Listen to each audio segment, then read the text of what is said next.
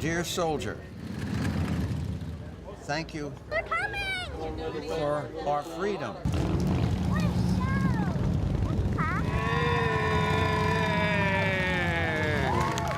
I had tears flowing from my eyes to see all these people there to welcome us and give us thanks for what we did. Thank you. It put tears in my eyes. I'm choking down. Everybody has been so thankful for us serving. It's a reuniting with what we all World War II veterans went through. Each and every one of you played an important part in the successful outcome of the greatest war this world has ever known.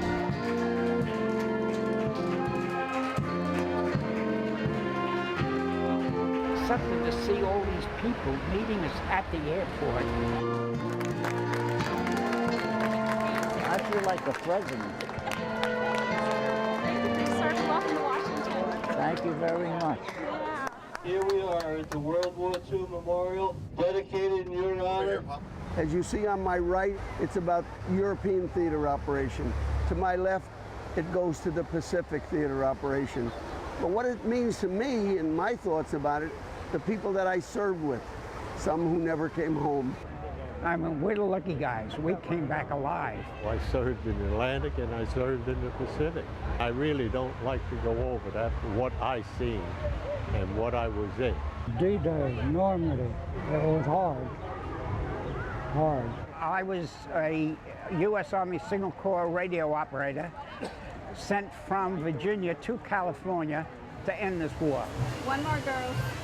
But we just wanted to thank you for serving. They're grateful for the service that was rendered. Us guys from World War II are dying out. I just think other guys should have the opportunity if they choose to. Never been here, never been to Washington. Everyone should come out and see it. Believe me, it is something that they will remember for the rest of their lives. I was in my bedroom and I was just waking up when You can go in, service. I could hear the tires screeching. I thought it was just a bad dream, or I thought the TV was too loud or something, but then I realized I was on the floor. It was an unexpected way to get out of bed Friday early, too. Around 5 in the morning, a pickup truck crashed into the front of Mike Tejan's house here at Morrison and Stowe Avenues. I was right at the window where the car hit, actually, and we had a futon bed.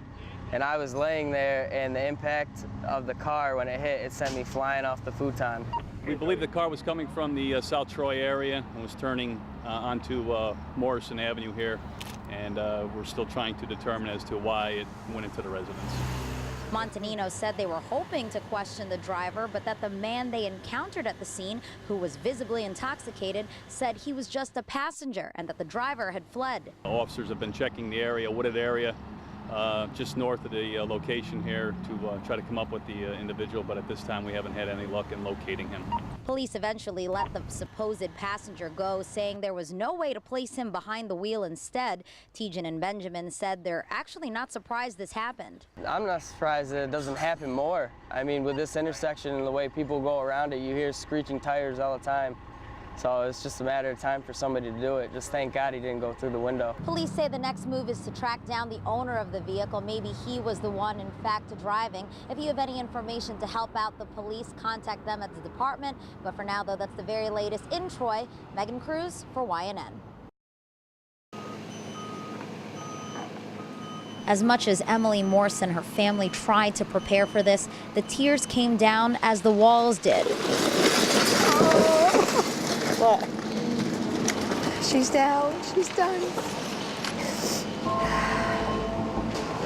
It goes our whole lives in just a dumpster. This had been the family's home for generations, in a house the town's founder built that last year Irene destroyed. It's been a year, and it's just now being demolished. To know that I can't go there, can't go back there. We raised our children in that home.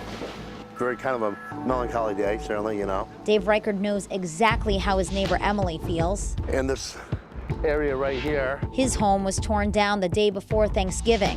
we just kind of stood around and Watched all that hard work come down. 18 hours. That's how long Irene was in Prattsville. Cleaning up after her has taken much longer. A lot of people kept saying about it bouncing back. I think it's a very slow bounce. Still, houses are uninhabitable, town hall is only half operational, and businesses are still making repairs. The people here say they're still plagued with memories of her visit. When it rains, and the 28th of every month. This was Dave's house the day after Irene, still standing, but sinking slowly. Inside, Shambles. It looked, like I said, like the Titanic. It's just like a sunken ship. It looked like a war zone here. and both say they still feel like refugees. Kind of what you are when you grab whatever belongings you have and get the hell out. How do you start over? For Emily and her husband, it's meant moving into a FEMA trailer back in February. Before that, they lived with Emily's sister. Kind of makes it look homey, not just a barren white box. FEMA supplies the microwave, the stand, the TV is ours, the refrigerator, the stove. That's it, in a nutshell. A sad substitute because what's missing are the irreplaceables, family heirlooms, old photos, memories they had hoped to make. First daughter's wedding, because she was able to get dressed upstairs in her bedroom. And knowing that Kim won't be able to do that and have memories of her house when she gets married, that's hard. That day doesn't go by when someone says, oh, where are you living now? Dave's current answer is with his mom, a mile out of Prattsville. Before that, he was in Wyndham with his 2 kids. My little corner of the universe in here. We've got all my stuff crammed in here. Dave says it's a bit snug, but it's better than bouncing around from place to place. That stability is especially important for his son, Jameson. Do you miss having your room? That isn't full of all the stuff that was saved from the flood. Emily and Dave are just 2 of 120 families whose homes were flooded in Prattsville. Town Supervisor Corey O'Hara says he's surprised by how many chose to give up and go. Not as many as you'd expect. I mean, there's a certain few, 20 or so that left Prattsville, but for the most part, everybody is staying and rebuilding. On this very spot, I'm planning to rebuild my office. What about your home? That's still up in the air. The fire number's 4323 Washington Street, 5 acres of property, high and dry. But part of moving forward is making sure the past doesn't repeat itself. That's why O'Hara says the town is considering a number of flood mitigation projects, including replacing this bridge here on Route 23. I want to look forward. I don't want to keep dredging on the past, so. Put this behind us and move on. Start over. Reporting in Prattsville, Megan Cruz, YNN.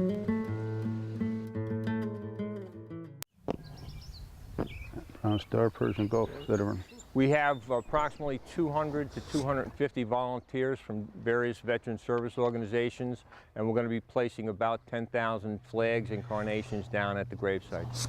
We're currently at the Gerald Solomon Saratoga National Cemetery. In national cemeteries are where veterans are buried. There are approximately 10,000 graves in this particular cemetery. And down. Every site gets saluted as well. It's important to make sure that we remember the people that gave their lives for our country. My dad was in the military, and it just meant a lot to be here with them. I feel like you should give respect to them because they died for your country. They were Vietnam. The number of people that showed up today is really impressive. It's Memorial Day weekend, number one, so most people have plans, but they took time out of their busy schedule.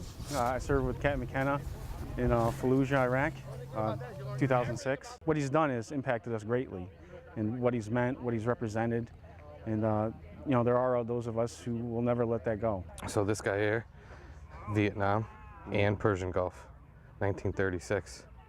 Wow. People gave their lives and sacrificed for our country. We do it to memorialize our fallen veterans and their family members. When you look at the flags are in perfect alignment and at the same height.